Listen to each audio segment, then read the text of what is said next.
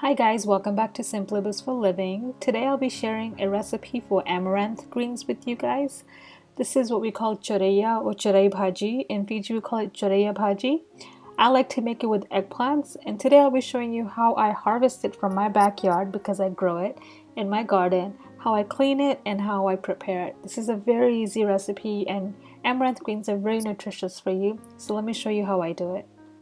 So as I mentioned earlier, I do grow amaranth greens in my garden. It's fairly easy to grow in my climate. I'm in Northern California, and the seeds are very readily available either online.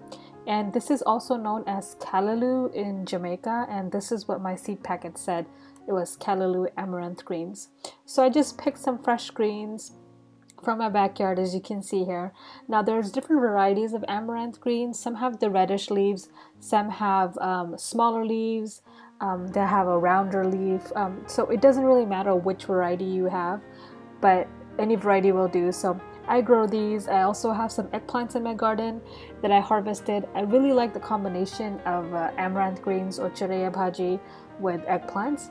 Here I'm washing the amaranth greens. Regardless of where you get the amaranth greens, you really have to wash it really well. Although I didn't have any sand in mine, I did have ants and bugs and things like that, so I washed my greens at least 6 times, even underneath the tap. So you want to make sure that you really thoroughly wash the greens and make sure there's no grit, no sand, no bugs, and just clean it out really well.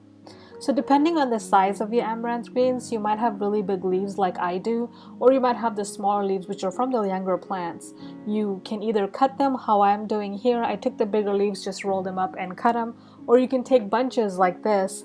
I like to keep the tender stems on there because I like the taste of them. Some people remove all the stems, but typically on the islands you do keep the tender stems, and then you can just cut them. If they're very tiny leaves, like if you get really young plants, which we do tend to get in the Asian stores here, you don't really have to chop them up. You can just put the whole thing because they wilt down a lot. Here I'm just cutting up the eggplants, and then I'm gonna cut up some other some garlic and some onion and chilies from my garden, and then I'm just gonna get some oil and start sauteing all that.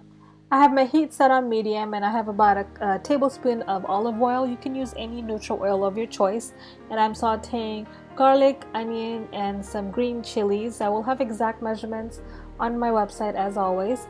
Sauteing that for a couple of minutes, and I'm just going to add the amaranth greens. This is a very simple recipe. It has not that many ingredients, and if you don't want to use eggplants, you can omit them. The amaranth greens taste good just by themselves too. And then here I added the eggplants. I'm going to add some salt to taste, and if you want to use chili powder, you can add chili powder at this point. And then I'm just going to let this saute for about 10 minutes. You want to just keep stirring it.